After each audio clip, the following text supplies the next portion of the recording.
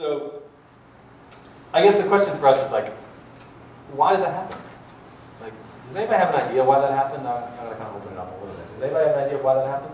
Or thought about it? I think about it a lot. I wonder if it's because we're such a transient state. It doesn't seem like we're a state that holds roots as much as other states. A lot of people come here to get educated and then somewhere else. So you think it's the brain drain that the educated people go somewhere else? Is that the main factor? I wonder, I think. And maybe. I know a lot of smart kids from ASU who don't stick around very long. Anything else? Anybody else have any other ideas?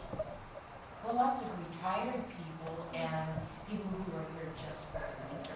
But how does that affect the fact that people the new jobs are created? Because those people come in, they create new jobs, and like people have to feed them, they have to clean up after them, they have to take care of them when they get sick, right? So why were all those jobs bad jobs? The absolutely low rate of salary that's given these people. But why is it so low here? Like why is the salary lower here than anywhere else? Right to work state is not a union state. But I think that's critical. But I want to talk about why that happened, right? And again, just so you all know, right to work, all it means is that you can't be forced to be in the union. That's the only thing it means. It doesn't mean they can fire you for whatever. It just means that you can get the benefits of the union without joining a union, without paying your dues, right? And it just makes it very hard to build a union in that case. But why it's hard to build a union is not just because it's a right to work state. And I'm glad you said that because I want to get a little bit deeper than that. This is where we come back to underdevelopment, right? So I'm going to tell you 3 stories about development and underdevelopment in Arizona and underemployment, right? So first is, Arizona's economy has been built on 3 industries primarily throughout its history. Mining, agriculture, and housing. Right? Those are the 3. Tourism, healthcare, there are others, right? Right now there are bigger ones, right? But those 3, right now I think medical profession is probably the biggest one in Arizona, and tourism is still pretty big. But those are the 3 industries that Arizona is founded on, right? So I'm going to tell you a story about agriculture, right?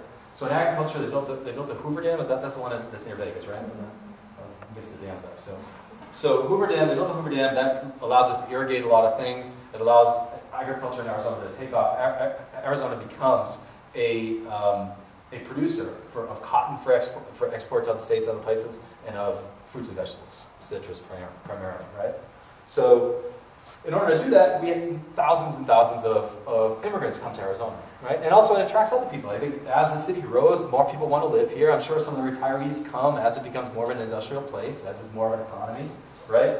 But mostly immigrants, mostly undocumented, and people who didn't have documentation at that point, right? So what happens is these people all come in, and sooner or later they start thinking after about 10 years, wait a minute, maybe I'm American now. I'm here. There's plenty of money being made here by these firms, these agricultural firms, right? My kids are in school here. They're being taught about the American dream. Maybe I'm American. And so maybe I deserve some rights. I should be treated just like an animal. I should be treated like, a person. So they start organizing rights. And that's basically, in 1960s and 70s, what Cesar Chavez did and the United Farm Workers. They started organizing. But again, you guys should know this isn't like just a union movement. Students were hugely part of this. It was a Chicano movement. It was a Latino movement as much as it was a labor movement, right? And so by 1973, it's historic growth, unbelievable growth, and it's really the biggest movement of Latino people ever in the history of the United States, right? And it's booming in California. 1973, the horizon is it's moved to Arizona, and there's tons of organizing going on in Arizona. I know, and when you go around Arizona neighborhoods, you'll see that some people really still remember that activity. Like, it was a really exciting moment. 1973, though, the state of Arizona, the Arizona Farm Bureau, passed a law making it illegal to picket, boycott, strike during harvest time.